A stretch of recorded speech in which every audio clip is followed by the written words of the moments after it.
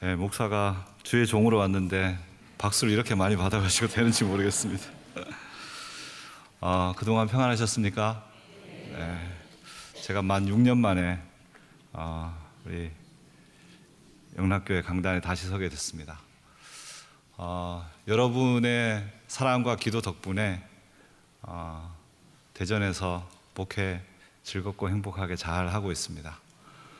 여러분 기도해 주시는 거 알고 있고, 또 저희 교회도 영락 주신 교인들이 많이 계시기 때문에 또 늘 좋은 말씀과 또 궁금해서 물어도 보시고 그렇게 하는 것도 다 알고 있습니다. 사랑하는 마음으로 시집간 딸 잘 있나 보는 마음으로, 그죠? 네, 오늘 친정집에 와서 아주 행복한 마음입니다. 한 분 한 분 뵙고 감사하다는 인사도 드리고 싶고 또 안부도 여쭙고 싶고, 그렇지만은 그럴 수는 없을 것 같고, 오늘 말씀 안에서 나누는 이 교제가 행복하고 깊은 사랑의 사귐이 될 수 있으면 좋겠습니다. 여러분은 여전하시네요, 그죠? 우리 김은성 목사님 모시고 교회가 더 든든하고 복되다는 소식을 들으니까 친정집 잘 산다 그러니까 저도 너무 좋더라고요. 행복한 마음으로 올 수 있어서 너무 좋습니다. 제가 목회를 시작하기 전에 은행원으로 한 5년 넘게 살았습니다. 은행원으로 살면서 결혼해서 처음으로 첫 신혼집을 잡은 곳이 이제 서울의 어디 한 지역이었는데요. 그 지역에 제자훈련으로 아주 유명한 교회가 있어서 제가 그 교회에 등록했습니다. 제자훈련 세미나도 할 만큼 아주 유명한 교회였는데 제가 교회를 참 많이 사랑했습니다. 제자훈련 과정도 거쳤고 또 중등부 교사하다가 총무도 하고 거기서 서리집사도 받고 그러다가 제가 신학교 갔습니다. 많은 분들하고 교제도 했었는데요. 제가 신학교 가고 나서 그 교회에 분쟁이 생겼습니다. 그리고 그 분쟁 때문에 교회 안에 서로 막 맞서서 싸움도 하고 소리도 지르고 그런 일이 생겼죠. 그런데 참 안타까운 일은 그 분쟁의 중심에서 서로를 막 해치려고 하는 아주 공격적이고 살기 어린 눈으로 전투적인 자세를 보이고 있는 사람들이 제자훈련 최고 과정을 초기에 수료했던 사람들이었다는 겁니다. 잘못이 있으니까 바로 잡아야죠. 맞습니다. 그런데 바로 잡는 과정도 제자다워야 되잖아요. 근데 투사와 선동가의 눈을 가진 그들의 눈은 제자 같아 보이지 않았습니다. 너무 마음에 상심이 되더군요. 제자훈련이라는 것이 의미가 없는 것인가? 그러나 여러분, 제가 제자훈련이 의미가 없다고 여기 얘기하러 왔을까요? 그건 아니겠죠, 그죠? 제자훈련의 명과 암을 제가 다 보고 나서 제자훈련이 너무 좋지만 교회에서 새로운 제자훈련을 계속 받기만을 원하는, 그래서 공급받지 않는 프로그램 중독이 되어 있는 사람들을 보면서 저는 제자훈련의 명과 암을 아주 분명하게 이해하게 됐습니다. 어떤 것이 정말 건강하고 좋은 진정한 제자훈련인가 하는 생각을 갖게 됐죠. 올바른 방향으로 만들어진 그런 제자훈련이 이 시대에 꼭 필요한 것이죠. 그 제자훈련, 올바른 방향의 제자훈련이란 어떻게 하는 건데요? 라고 묻는다면 오늘 본문이 그 해답을 주고 있다고 할 수 있겠습니다. 오늘 본문에는 두 등장인물이 등장합니다. 한 사람은 예수님과 3년째 동행하고 있는 제자들이고요. 또 한 사람은 한 여인입니다. 이 한 사람, 한 여인은 어느 날 예수님을 만난 걸로 추정되지만 오늘 예수님을 찾아와 예수님 곁에 있는 사람이죠. 반대로 이 제자들은 예수님과 3년 동안이나 동고동락했던 사람들입니다. 누가 봐도 제자인 게 분명한 그런 사람이죠. 그런데 오늘 이 두 사람 안에 엄청난 충격적인 반전이 있습니다. 여러분, 이 두 사람 중에 누군가가 예수님의 제자로 적합하다, 정말 제자답다, 그러면 누가 더 제자답다고 인정될 것 같습니까? 여러분, 대답을 해도 됩니다. 3년간 함께 지낸 제자가 더 예수님 제자다울까요?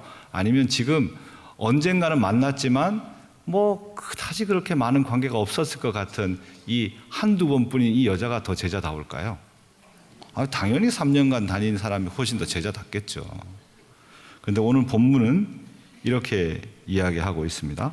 10절 말씀을 같이 한번 읽어볼까요? 10절 같이 읽습니다. 예수께서 하시고 그들에게 이르시되 너희가 어찌하여 이 여자를 괴롭게 하느냐? 그가 내게 좋은 일을 하였느니라. 13절 말씀 같이 읽습니다. 내가 진실로 너희에게 이르노니 온 천하 어디에서든지 이 복음이 전파되는 곳에서는 이 여자가 행한 일도 말하여 그를 기억하리라 하시니라. 아멘. 복음이 전파되는 곳마다 이름이 기억되어야 되겠다고 엄청난 찬사를 받은 것은 3년간 동행한 제자들이 아니라 바로 이 여인이었습니다. 충격적인 반전이죠. 여러분은 담대해서 충격 같은 거 별로 안 받으시는 스타일이신가 봐요. 그죠? 그렇지만 너무 충격적입니다.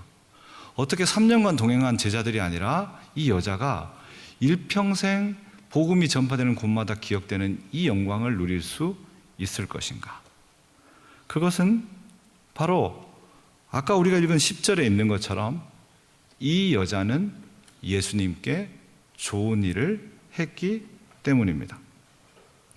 여러분, 고대 세대의 제자라는 것은 스승을 주목하고 그 스승을 곁에서 따라다니는 사람입니다. 스승님, 제가 소리를 배우러 왔습니다. 소리 배워서 뭐 하게? 정말 소리를 배우고 싶습니다. 그럼 뭐 있든가? 그럼 그때부터 청소하고 빨래하고 밥하고 마당 쓸고 몇 년간. 왜요? 스승님 곁에 있고 싶어서. 스승님 가는 데 따라다니고 스승님의 소리를 듣고 스승님에게 물어도 보고 욕도 먹고 그러면서 어느 날 선생님과 같은 명창이 되어가는 거죠. 그는 왜 선생님을 주목하고 따르려고 합니까? 선생님처럼 되고 싶어가지고.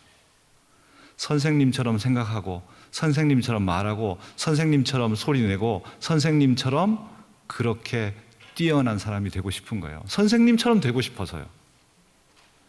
고대 세계의 제자는 스승을 따라다니는데 그 이유는 스승과 같은 관점을 얻고 싶어서입니다. 스승과 같은 가치관, 스승과 같은 생활 방식, 스승과 같은 그런 관점을 얻어서 마치 그 사람인 것처럼 되고 싶어서 따라다니는 거예요. 그럼 제자들도 마찬가지죠. 예수님처럼 되고 싶어서 따라다니는 겁니다. 근데 충격적인 것은 오늘 10절이 말하는 것처럼 이 여자가 예수님께 좋은 일을 했음에도 불구하고 오늘 8절 말씀을 보면 제자들이 보고 분개하여 이르되 무슨 의도로 이것을 허비하느냐. 제자들은 지금 이 일이 예수님에게 안 좋은 일이라고 생각하는 거예요. 아니, 예수님이면 당연히 가난한 사람 도와주라 그러지 이걸 팔아가지고 정신 차려 이 여자야, 그렇게 생각하는 거예요. 분명히 제자들이 보기에는 이 일은 안 좋은 일이죠. 그러나 예수님은 이 일을 뭐라고 말합니까? 좋은 일이라고 말해요. 그 말은 무슨 말입니까? 예수님이 바라보는 방향과 제자들이 바라보는 방향이 다르다는 걸 말하는 거죠. 제자들은 3년간 따라다녔습니다, 예수님을. 그러나 이들은 예수님과 전혀 다른 방향으로 가고 있는 거죠. 그들은 방향을 잃어버렸어요.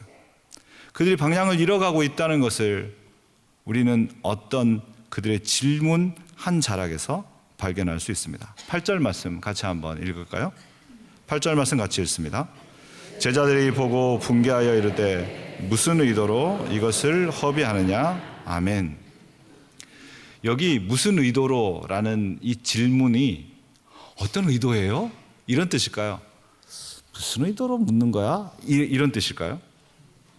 너무 많이 어렵습니까? 1번 무슨 의도예요? 이걸까요? 아니면 2번 무슨 의도야? 이걸까요? 여러분 역시 선택에 아주 뛰어나시네요. 그죠? 아마 이 질문을 했을 때 이미 제자들은 어떤 전제가 있었을 겁니다. 저 여자 무슨 꿍꿍이가 있는 거야. 아니, 꿍꿍이가 없고서 저 비싼 걸 들고 와서 왜 저러겠어? 뭐가 있겠지 라고 생각하고 있다는 걸 알 수 있습니다. 근데 왜 그렇게 꿍꿍이가 있다고 생각했을까요? 지네가 꿍꿍이가 있으니까. 여러분, 조선을 건국했던 이성계와 그의 건국을 도왔던 멘토인 무학대사가 어느 날 나눈 이야기가 있었습니다. 이성계가 무학대사랑 친하니까 아주 무학대사를 놀리는 말로 내가 보기에는 그대가 돼지처럼 보입니다, 이렇게 말했더니 무학대사가 이성계에게 저에게는 전하가 부처님처럼 보입니다, 이렇게 말했습니다.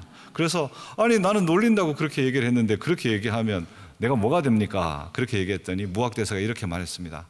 돼지 눈에는 돼지가 보이고 부처 눈에는 부처가 보이는 법이죠. 그랬죠. 자기가 갖고 있는 대로 보이는 겁니다. 제자들도 무슨 꿍꿍이가 있었던 거예요. 무슨 꿍꿍이가 있었습니까? 여러분, 지금 이 시점은 예수님이 돌아가시기 거의 직전입니다. 그 전에 가버나움으로 가는 길에서 어떤 논쟁이 있었습니까? 우리 중에 누가 크냐? 제자들 사이에 싸움이 있었습니다. 야고보와 요한의 어머니가 야고보와 요한의 손을 잡고 와서 우리 아들 좀 잘 봐주세요, 예수님. 이제 곧 저기 예루살렘으로 올라가신다던데 거기 완전 분위기가 완전 예수님 난리 났다는데 좀 잘 좀 봐주세요. 이런 이야기를 듣고 나머지 제자들이 요한복음 12장 본문을 보면 엄청나게 붕괴하는 장면이 나옵니다. 뭐에 대해서 붕괴합니까? 그런 자리를 부탁한 것에 대해서 붕괴하는 것이 아니라 두 형제에 대해 붕괴했다, 이렇게 나와 있습니다.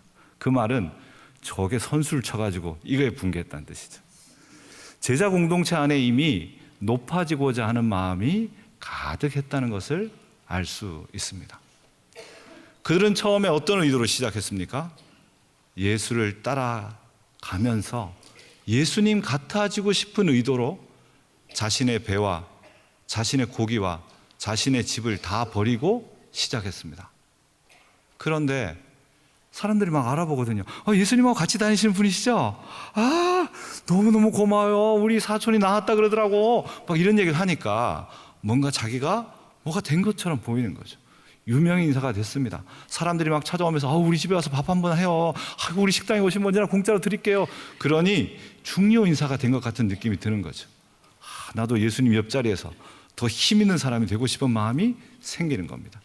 그들의 시작은 예수님 같아지고 싶은, 예수님을 사랑하는 순전한 의도로 시작했지만 그들은 점차 성공한 사람이 되고 싶은 열망으로 바뀌어 가는 거죠. 그들의 마음 속에, 마음 변두리에 자그맣게 붙어 있던 세상적 성공에 대한 갈망이 자기들 가슴 속으로 계속 가지를 뻗어나가고 있다는 사실을 전혀 인식하지 못하고 있었던 것이죠. 그러나 어느 순간 그들은 완전히 점령당했던 겁니다. 이제 성공 열망에 완전히 사로잡힌 사람으로, 예수 따라가는 제자가 아니라 성공자가 되려는 갈망으로 모든 상황을 보고 있는 것이죠. 그래서 예수와 전혀 다른 관점으로 바라보게 된 겁니다. 그들은 길을 잃었습니다. 여인이 의도가 없다고 말했지만 정말 의도가 없었을까요? 아마 의도가 없었던 것 같습니다. 자신이 내가 이 일을 하면 예수님이 날 칭찬하면서 네 이름을 성경에 영원히 기록되게 해줄게, 막 이런 걸 생각했으면 처음에 예수님의 발을 씻으면서 이미 생각했겠죠. 그죠? 오늘 향유를 예수님께 부으면서 이미 시작했겠죠. 예수님, 저 마리아예요 하면서 부었겠죠. 근데 이름도 얘기 안 했잖아요. 이 본문 안에는 이름이 없어요. 그죠? 그 말은 이 여자가 이 귀한 옥합을 붓는 일을 자기의 성공을 위한 발판으로 삼지 않았다는 것을 알 수 있죠. 그리고 오늘 이 본문에는 예수님께서 7절에 이 여자가 식사하시는 예수의 머리에 향유를 부었을 때 10절에 예수께서 넌 누구냐? 너한테 왜 이래? 라고 말하지 않으신다는 것을 알 수 있습니다. 그건 뭘 말하는 거죠? 예수님이 이 여자를 이미 알고 계신다는 거죠. 이 여자는 예수님을 만났을 겁니다. 많은 사람들, 학자들의 추정으로는 아마 창녀였던 마리아라고 추정하지만 사실 이 본문은 여인의 이름을 말하지 않기에 누군지 알 수 없습니다. 아마 어떤 방식으로든 그녀는 예수님을 만났을 겁니다. 정말 창녀여서 창녀의 삶으로부터 예수님이 건져주셨을 수도 있고, 아니면 병들었던 그녀를 예수님이 고쳐주셨을 수도 있고, 아니면 말씀을 듣는 동안 예수님께 감화되었을 수도 있고, 아니면 그녀의 인생의 모든 것이 전환되는 경험을 예수님으로부터 했을 수도 있겠죠. 어쨌든 그녀는 예수님으로부터 깊은 사랑을 경험했습니다. 그리고 그것이 자신의 생애를 바꾸는 것을 경험했습니다. 그리고 생명을 되찾고 예수로 말미암아 인생이 바뀐 다음 이 여자는 예수 그리스도를 사랑하는 것만 생각하고 있습니다. 지금 예수님 어디 계시지? 지금 예수님이 어떤 마음이시겠지? 지금 예수님을 위해 뭘 할 수 있을까? 그 생각만 하고 있는 거죠. 이 여자는 지금 예수님을 사랑하려는 의도 외에는 아무 의도가 없는 것처럼 보입니다. 그런데 그 사랑의 의도로 행동하다 보니까 어떻게 됐습니까? 오늘 8절 말씀처럼 자신의 모든 것을 허비하게 되었죠. 자신의 모든 것을 허비하는 이 여인의 모습은 자신의 모든 것을 내어주어 사랑하시는 예수님과 너무너무 많이 닮아 있는 것이죠. 오직 사랑의 의도로 살았는데 그녀는 참 제자가 되어 있는 것입니다. 참다운 제자 훈련은 무엇을 하는 것인가? 성경을 알고 사람들과 교제하는 법을 알고 어떻게 교회에 대해서 더 이해하고 어떻게 살아갈지를 배우는 것이 다 포함됩니다. 그러나 왜 그걸 배웁니까? 왜 책을 읽고 같이 나눔을 하고 왜 성경을 읽고 서로를 이야기하고 왜 그렇게 합니까? 그 이유는 오직 사랑의 의도로만 살아가기 위해서입니다.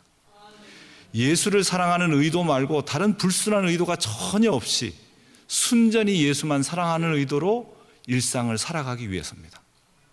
그렇게 살아가는 제자 훈련이 이루어진다면 우리는 우리도 모르게 그 제자 훈련 커리큘럼 때문이 아니라 온전한 사랑의 의도를 가진 자를 제자로 만들어 가시는 성령의 도움으로 참 제자로 살아가게 되는 것이죠.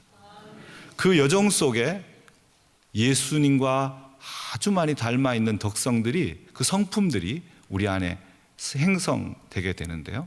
어떤 성품이 오직 사랑의 의도로 제자가 되어갈 때 어떤 성품이 성장하는지를 오늘 본문이 한 4가지 정도로 보여줍니다. 먼저 본문 말씀 10절 말씀을 다시 한번 같이 읽습니다. 10절 말씀 같이 읽겠습니다.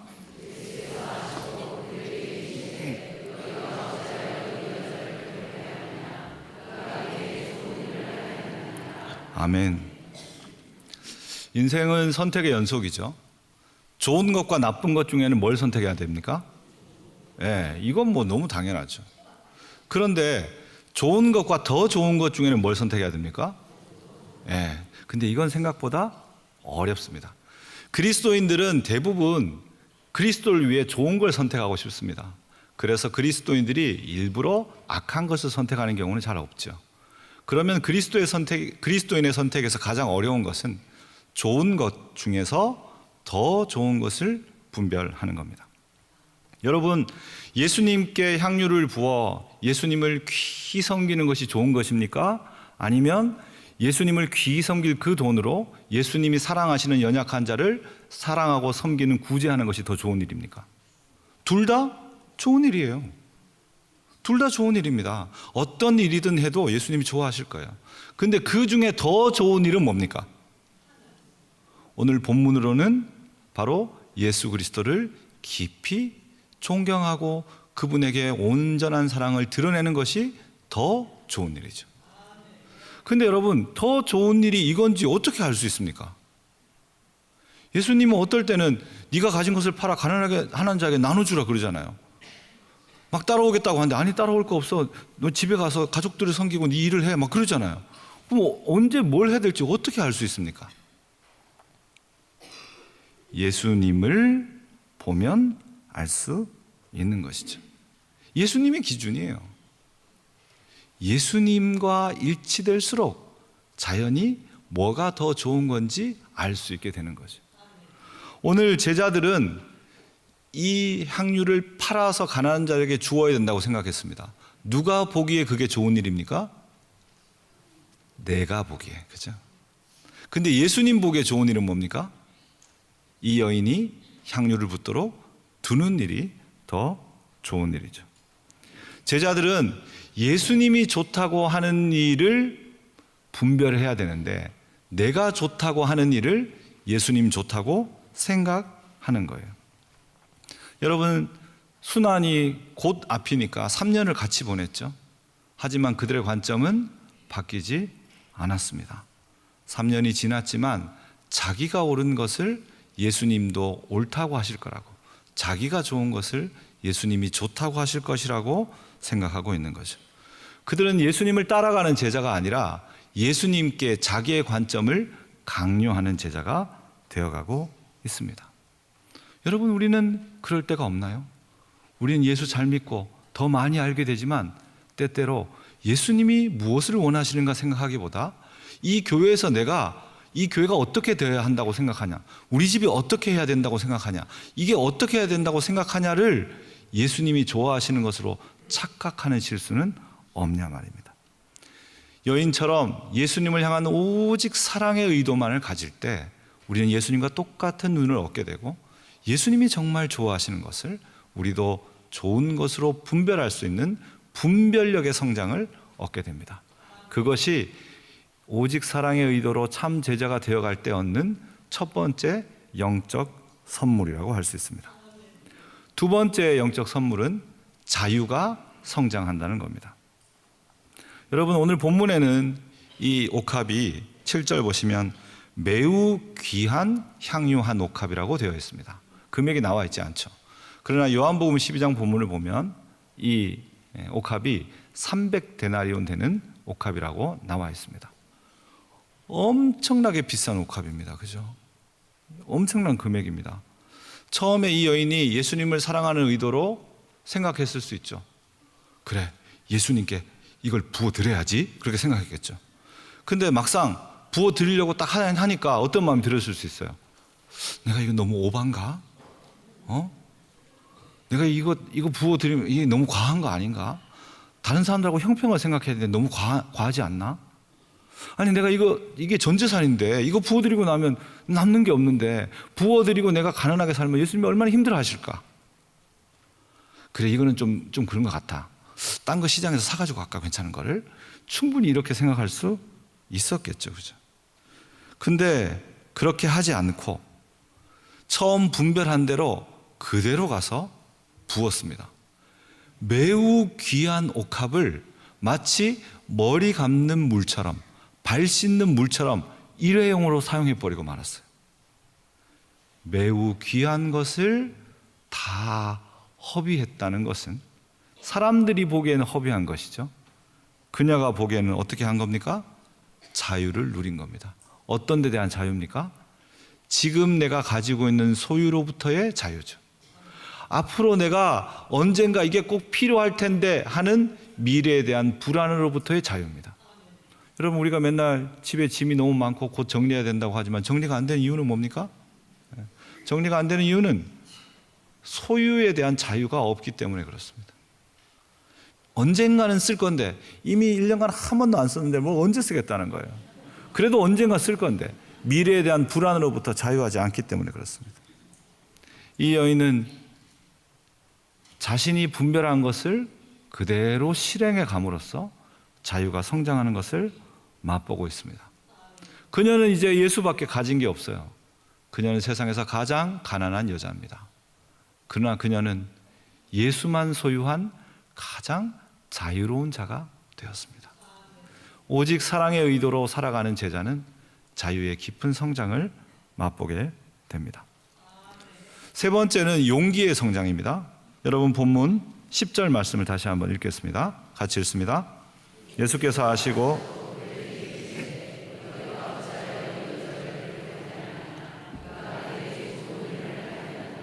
아멘.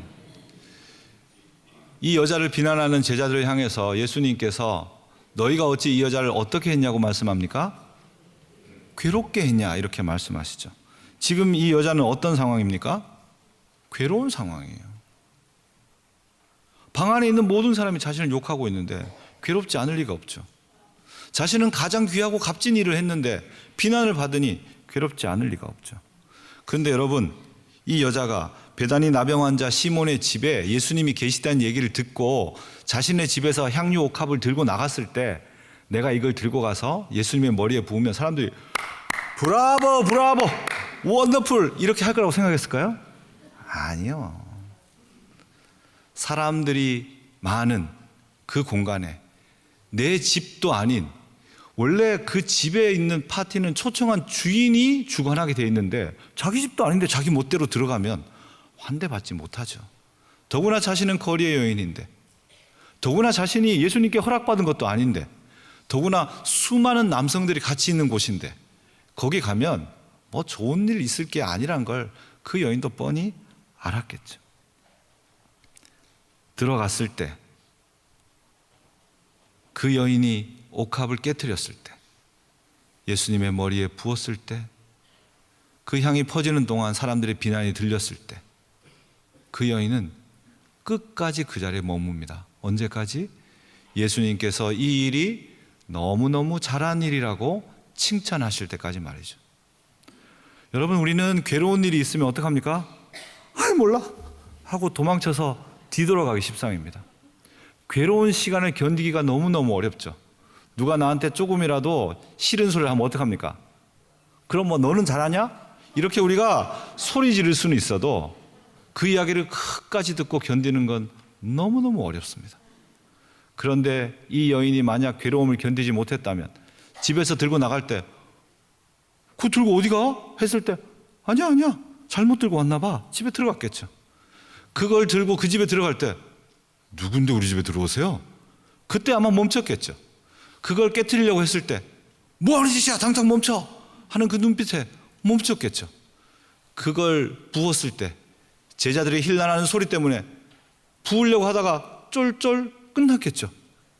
그걸 다 붓고 끝났을 때 아이고 나 몰라 하고 도망갔겠죠. 하지만 그녀는 처음부터 끝까지 멈추지 않고 그 자리에 계속 있었습니다. 괴로움을 돌파할 용기는 어디에서 나왔습니까? 그건 바로 오직 예수를 사랑함으로 바라보겠다는 단순한 의도 때문에 그녀는 그 괴로움을 이길 수 있었던 거죠. 여러분, 기독교가 지금 수많은 비난 속에 있습니다. 어려움 속에 있죠. 그러나 기독교가 비난과 어려움 속에 서 있지 않았던 때가 언제 있습니까? 여러분, 이 험악한 시대 속에, 이 비난 속에 제자는 용기 있게 괴로움을 감당합니다. 누가 그랬듯이요? 예수가 십자가 빌라도 앞에서 그랬듯이, 바울이 벨릭스 총독 앞에서 그랬듯이 예수의 사람들도 그 괴로움 앞에 굳건히 서 있는 것이죠. 왜요? 바로 우리가 예수 그리스도를 오직 사랑하는 의도로 서 있기 때문입니다. 그래서 지난 주일에 광화문 가신 거잖아요. 그죠? 그럴 때 용기가 있을 때 주님이 주신 길을 담대히 지켜갈 마음이 우리 안에 일어나는 것이죠. 마지막으로는 친밀함의 성장입니다.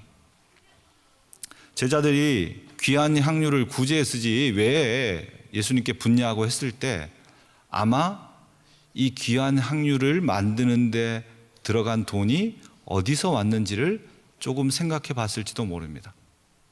왜냐하면 이 여자가 거리의 여자라는 것을 우리가 인정한다면 거리의 여인이 자신이 했던 일의 대가로 벌어들인 그 돈이 성전에 드려질 수 있습니까? 없습니까? 없습니다. 신명기 23장 17절 18절 제가 읽어드립니다. 이스라엘 여자 중에 창기가 있지 못할 것이요 이스라엘 남자 중에 남창이 있지 못할지니 창기가 번 돈과 개 같은 자의 소득은 어떤 서원하는 일로든지 내 하나님 여호와의 전에 가져오지 말라. 이 둘은 다 내 하나님 여호와께 가증한 것임이니라. 아멘. 이 여인의 향유는 이 여인이 했던 일로 모아진 것일 것입니다. 그러면 이 향유가 값비싸고 귀하긴 하지만 하나님의 아들께 드려지기는 적합하지 않다고 여길 수 있겠죠. 예수님도 그걸 모르실까요? 예수님도 구약의 율법을 모를 리가 없습니다. 이 여인은 몰랐을까요? 아마 자세히 알지는 못했어도 자신이 무언가를 하나님께 드리는 것이 제어되고 있다는 사실 정도는 충분히 알 수 있었을 겁니다. 그런데 이 여인이 무슨 배포가 있어서 그걸 들고 예수님께 갔을까요? 예수님께 향유를 부어드리려고 했을 때, 야, 너 그거 어디서 샀니? 무슨 돈으로 샀니? 어디서 났냐고? 카드 갖고 와봐, 영수증 확인하게. 이랬으면 뭐 어떡하시려고 그래? 자랑스러운 돈이 아니잖아요. 자랑스러운 일이 아니잖아요. 너무 수치스럽고 고통스러운 자신의 상처와 실수와 아픔이 다 들어있는 결과물 아닙니까? 그런데 이 여인이 왜 그걸 들고 갔을까요? 그건 이 여인이 알았던 겁니다. 다른 사람은 몰라도 예수님께는 받아들여질 수 있을 거라는 사실을. 자신을 죽음에서 구해주신 분이라면, 인간같이 여기지 않는 창기인 자신을 사람처럼 여겨 살려주신 분이라면, 내가 드리는 이 부끄러운 선물도 사랑의 의도를 알고 받아주실 것이라는 사실을 그녀는 알고 있었던 것이죠. 여러분, 예수께서 우리에게 가장 기뻐하는 봉헌물이 뭔지 압니까? 여러분, 예배 때마다 맨날 봉헌하는 게 있습니다. 헌금하시죠? 헌금 말고 또 하는 거 있습니다. 뭐 합니까? 죄를 고백합니다. 우리는 예배에 반드시 죄를 고백하고 주님이 주시는 죄 사함을 받습니다. 죄를 왜 고백합니까? 죄는 우리 인생에 뭐하고 똑같습니까? 수치와 쓰레기입니다. 이게 없어야 우리 인생이 아름다울 거라고 생각하죠. 근데 주님은 매번 예배 때마다 우리의 죄를 그대로 받아주십니다. 왜요? 아이의 똥마저도 너무너무 아이의 아름다움이 되는 것처럼 우리를 너무나 사랑하신 주께서 우리의 수치를 드러내어 주님께로 나아가겠다는 우리의 마음을 너무 귀히 보시기 때문이죠. 이 여인은 친밀함이 깊이 성장하는 사람으로 자라고 있는 것이죠.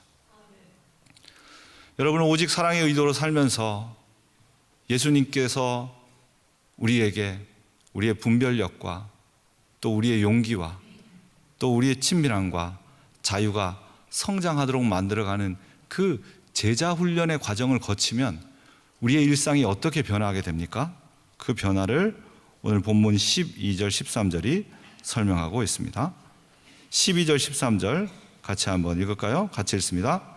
이 여자가 내 몸에 이 향유를 부은 것은 내 장례를 위하여 함이니라. 내가 진실로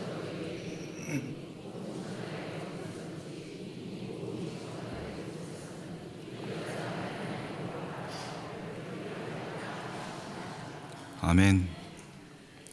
오직 사랑의 의도로 예수님을 따라가며 그분에게 집중하여 나도 모르게 다 내어놓는 예수의 사람으로 성장해 가고 분별과 자유와 또 용기와 친밀함이 성장한 이 여인은 뭘 경험합니까?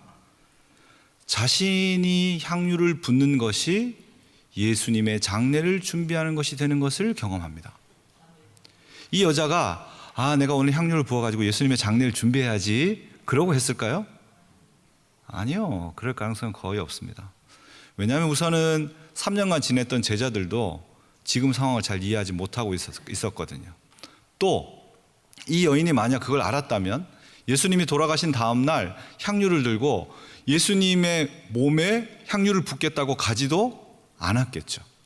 그러니까 이 여인은 완벽하게 지금 예수님이 며칠 뒤에 돌아가실 것이고 또 부활하실 것이고 그래서 나는 어떻게 이걸 생각하고 이걸 한 건 아닌 거예요.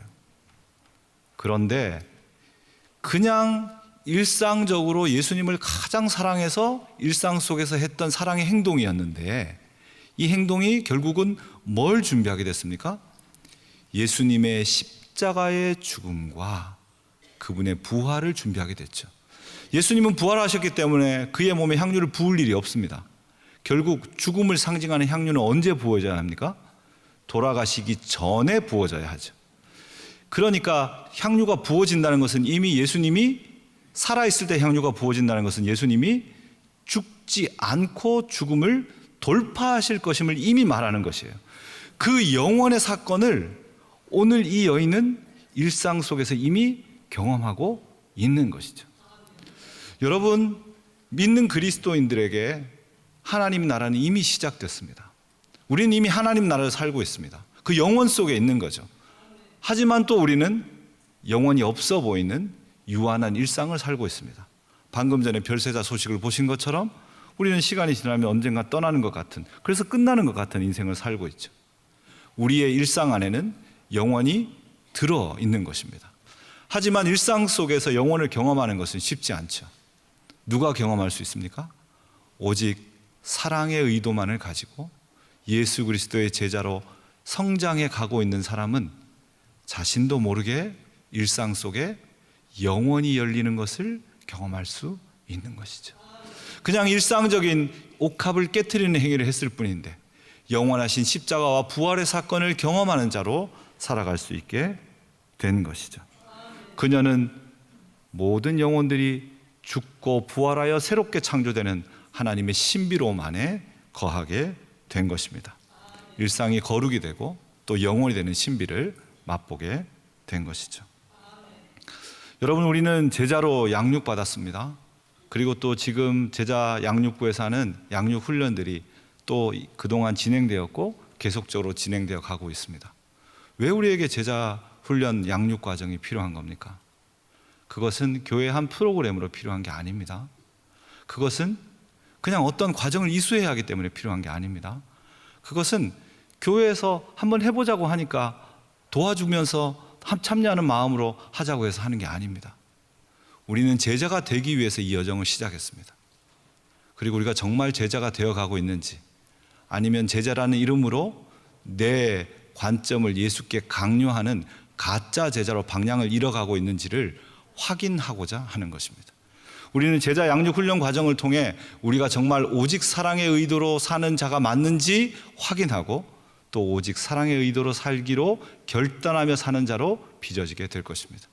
우리는 그 여정을 통해서 분별력과 자유와 용기와 친밀함이 성장하는 자가 되고, 날마다 아무 일 없는 것 같은, 그냥 단순한 것 같은, 때로는 너무 허무하고 때로는 너무 무료하기까지 한 우리의 일상이 저 영원한 하나님 나라로 가득 차 있음을 맛보며 살게 될 것입니다.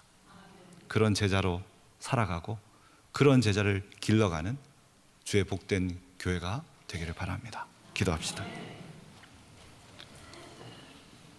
하나님 아버지, 오직 사랑의 의도로 행하려는 우리의 마음이 처음에는 순수했지만 그 다음엔 세상의 성공을 위해 예수를 이용하고자 하는 마음으로 변질되고 있는지도 모르겠습니다. 주님, 주님께 우리가 원하는 것을 강요하면서 우리가 주님께 좋은 일을 하고 있다고 착각했던 우리를 불쌍히 여겨 주시옵소서. 주여, 우리로 하여금 제자로 양육받고 훈련받기를 사모하게 하시옵소서. 내가 원하는 것을, 내가 알고 싶은 것을 많이 알아가는 그런 제자가 아니라 우리 안에 순전하지 않는 모든 의도가 사라지고 오직 사랑의 의도만을 가진 제자로 벼려지게 하시옵소서. 그래서 분별과 용기와 자유와 친밀이 성장하고 지금 무심한 듯 보이는 반복되는 일상 속에 영원한 하나님 나라가 살아있음을 맛보는 생명의 사람, 신비의 사람으로 살게 하여 주옵소서. 우리 구주 예수 그리스도 이름으로 기도드립니다. 아멘.